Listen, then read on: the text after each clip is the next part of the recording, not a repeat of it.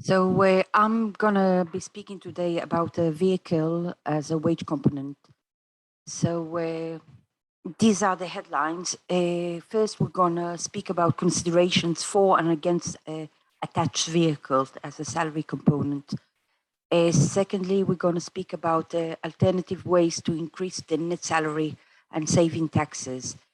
May it be by attaching an electric vehicle or getting a fleet vehicle or self-maintenance with reimbursement of expenses.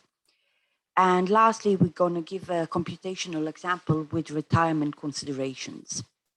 So what is an attached vehicle, as is called in Israel, Rechev Tzamud? So sometimes the employer will give you a car as part of your salary or instead of a raise. The employer records the vehicle expenses as a recognized expense for tax purposes, and the employee actually pays the tax for this benefit.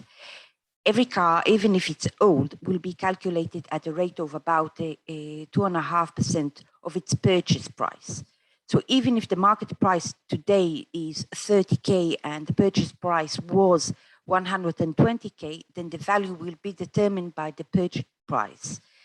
In this way, the ITA sought to cover all the personal use of employee makes of the vehicle granted by the company.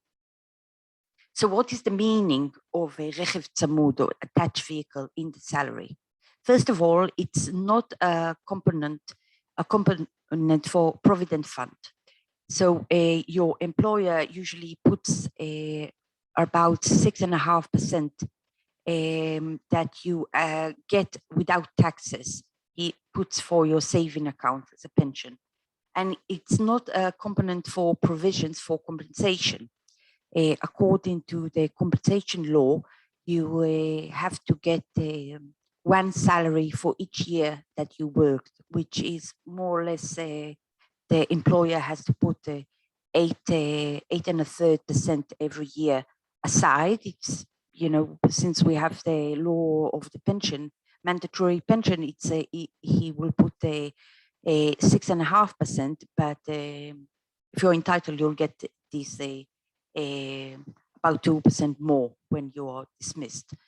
This is not a component for your compensation. It's not part of any insurance. So you have insured included in your pension fund. You have life insurance and disability insurance. This is not included. When you get a vehicle, it is not a part of it. It's not a component covered by a study fund, Keren Ishtalmut, which is also tax-free. Also, when it's the employer puts aside that money, it's tax-free, and also when if you withdraw that money in the correct terms, that it's more or less 3 or 6 years, it's tax-free. Up to a ceiling. All of these are up to a ceiling. So once there's an attached, vehicle, if you don't have an attached vehicle, the employer has to pay you a travel fee by law. So this can get to about 400 shekels a month. Or it's not also a component for vacation or redemption of vacation.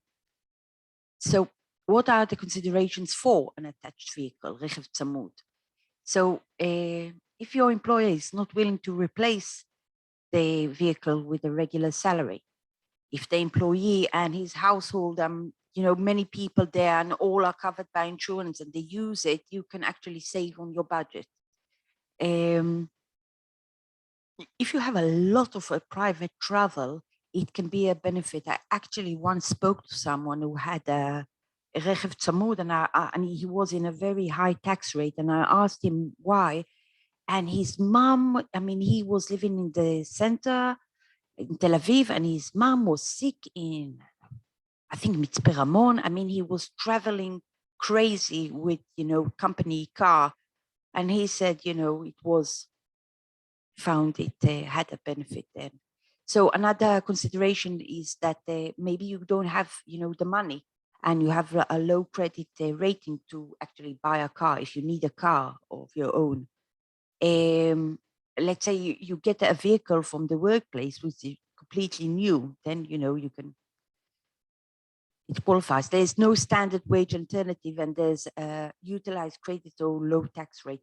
For instance, a person that lives in a conflict area, let's say Kfar Aza. So these people, they have crazy tax credits just by living there.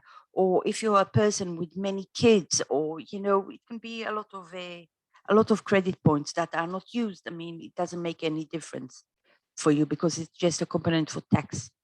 So considerations against an attached vehicle. So the value, in most cases, the value in use is higher than the independent maintenance costs. So you actually pay more. Let's say you have a vehicle, it will be in your salary as a 3K, which you will pay taxes on, but actually the average cost of a vehicle like that, if you would have held it by yourself and purchased it, it would be 2,000. So your retirement grant will be lower because it's not included. Any pension savings, which actually include the tax exemptions, are lower because this is not, included as a salary component. And it's not for insurance coverage. I mean, if God forbid you die tomorrow and you have a wife and kids, they won't get your life insurance from the pension fund. That it doesn't include that car. Neither if you, God forbid, get become disabled. So this is not covered. Let's say the vehicle from the company is old. I mean, you rather, if you're paying for a 120K vehicle, but actually it's worth 30K, I mean, maybe you should buy a 30K car, not pay such a high price. So in any case, the rate, if you make a wage replacement, it will increase your net. So without an attached vehicle, if you do any travel for the company, you will get a refund from your employer, and you also get travel by law. So, for instance, towards retirement, if you're four years from retirement, in 4 years you'll have to buy the car. And what usually happens, people don't buy the car that they got from work because they say, "Oh no, it's a leasing." I mean, other people drove on it. So in 4 years' time, you'll have to make that purchase. In a situation of zero interest, for instance, you can get a 1% interest, and you don't have the money now, you can get a loan. So also a consideration against it is if you are in a high tax bracket, it's not worth your while. I mean, if you're 50% taxes, it's better off to buy a car by yourself. So now I'm going to present alternative ways to increase your net salary and save taxes. So we have three examples. First of all is getting an electric vehicle from your company. Second, we can take a fleet vehicle just to use as for the company's travel. Or you can, have a car of yourself. So the first alternative is attaching an electric car. Since an attached petrol vehicle starts in a linkage of around 3,000, it's possible to request an alternative. Attach a vehicle whose value is approximately, not the value you get for an electric vehicle with the same, price, you'll get only around 1,900 will be for taxes.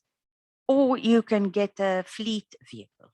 Okay, if you do a lot of travel for in your workplace, you can take a vehicle from the company and you don't take it home. You just keep it in the company. You don't do any private usage of that vehicle, and then don't wear out your car. And another thing is, if you have your own vehicle, okay, and you do use it for a company's travel, first of all, you'll get a refund, and also you get by law your travel fees, which amount to around 400 shekels.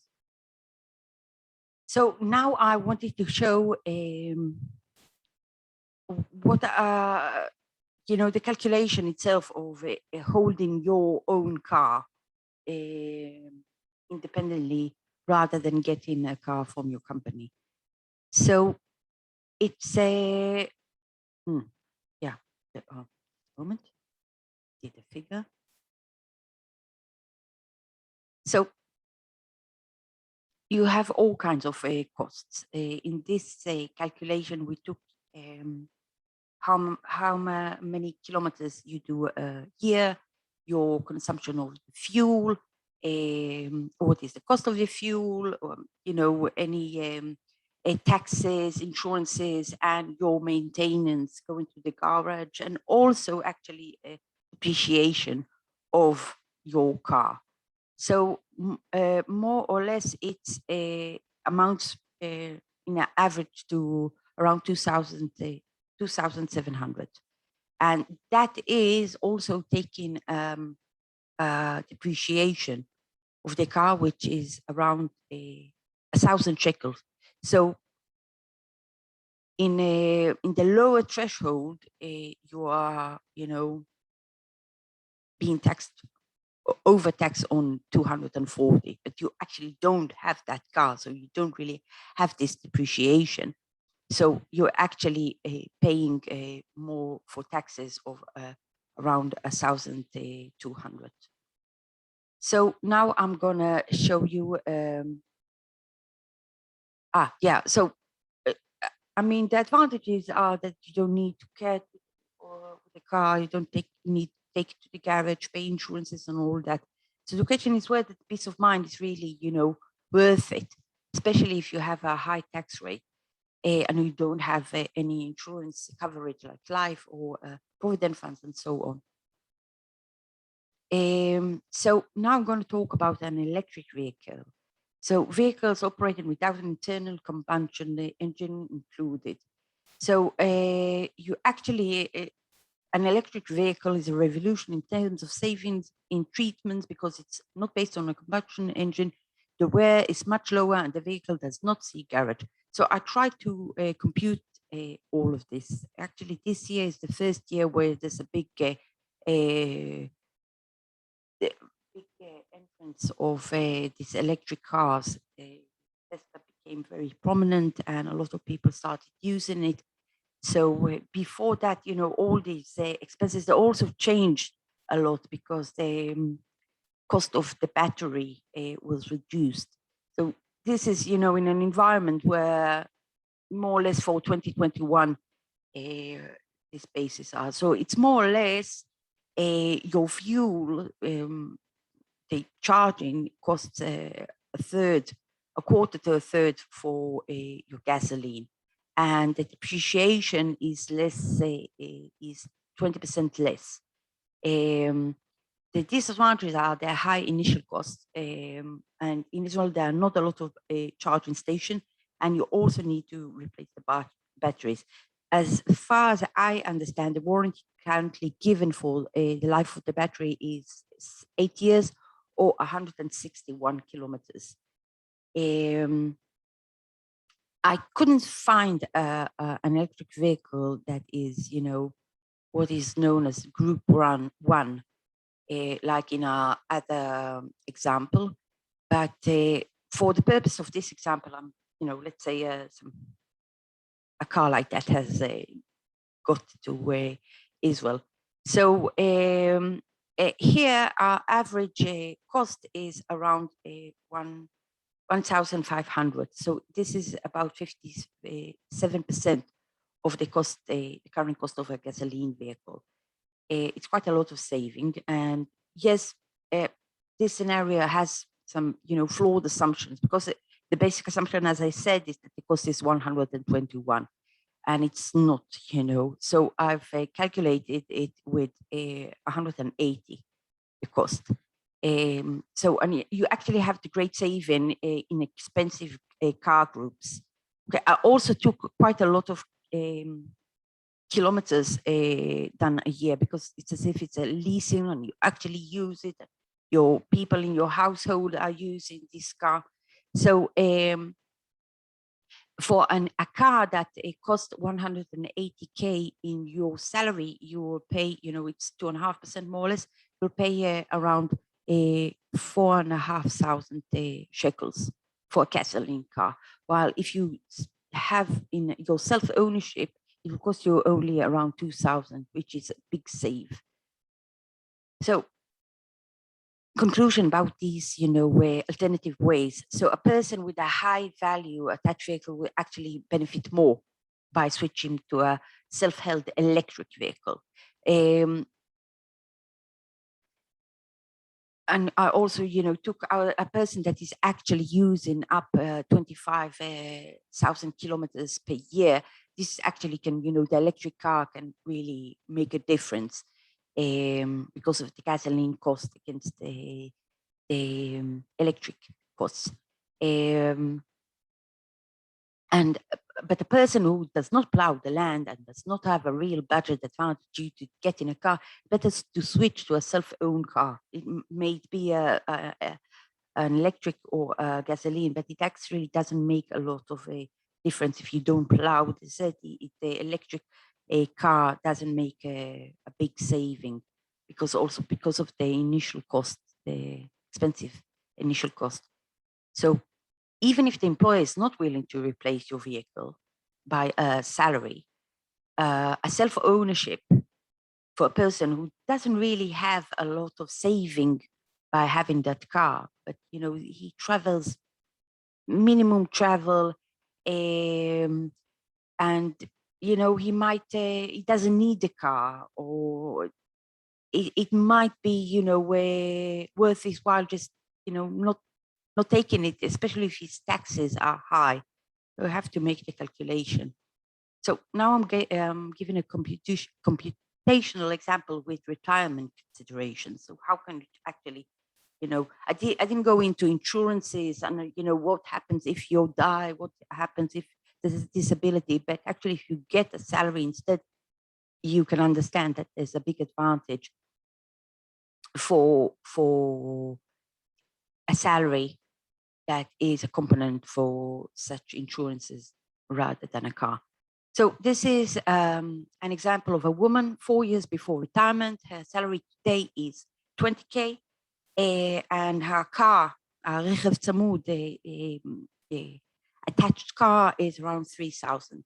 The pension provision in this case is 7.5%. This is not regular. It is regular with a lot of people who work with government or very old retirement plans.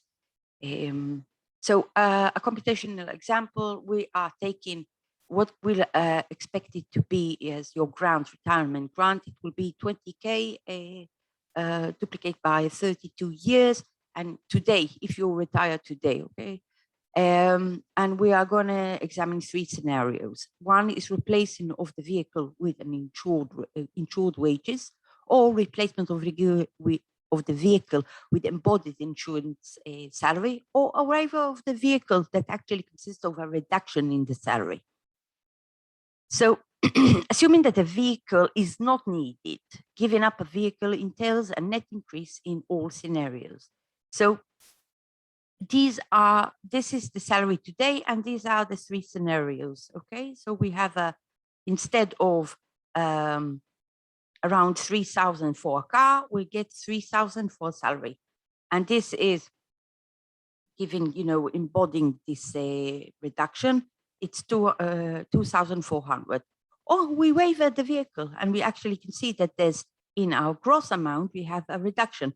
But in the net amount, we actually have a raise, okay? So without taking into consideration a vehicle, in all 3 scenarios, we actually have an increase in 4 years, okay? This is the increase per month, but this is the increase in the net. This is with considerations of funds, the study fund. Okay, she has a 7.5 from her employer as a study fund, and she has 7.5 for her pension.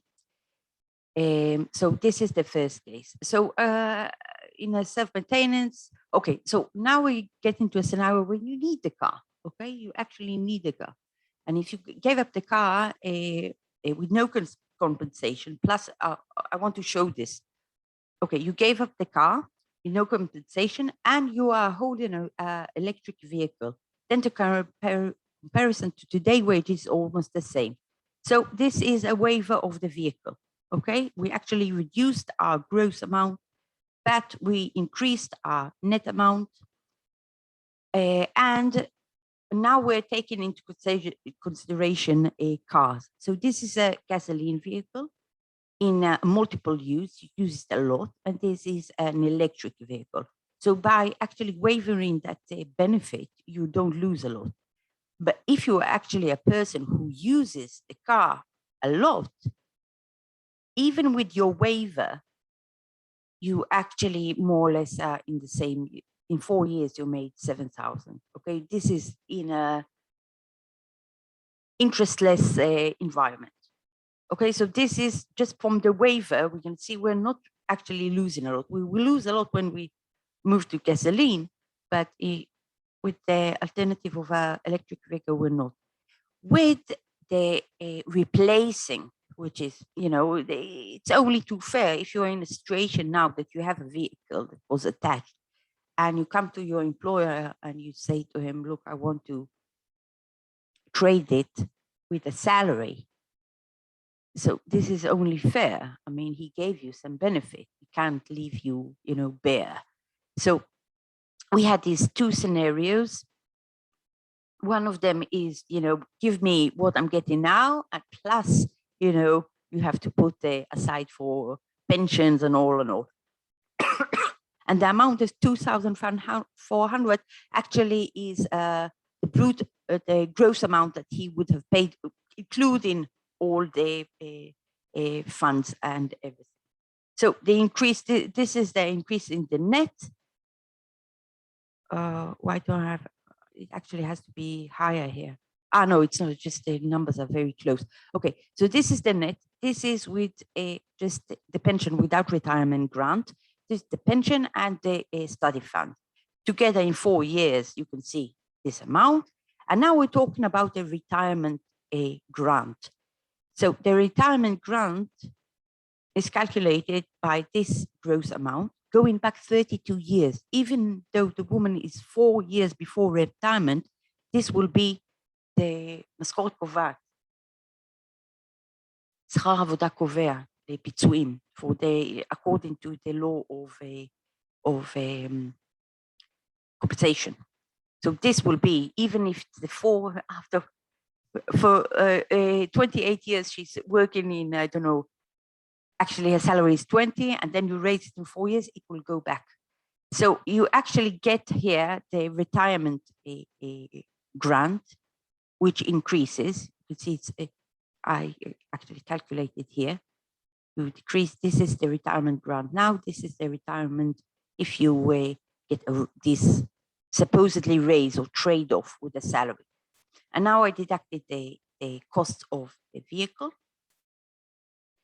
which I showed later. And you actually can see in 4 years, if I take all these scenarios of trading off the vehicle by a salary, all these gasoline, electric, whatever, they all amount to around the average of 116,000 in 4 years. So you actually just increased your gross amount by 15%, okay?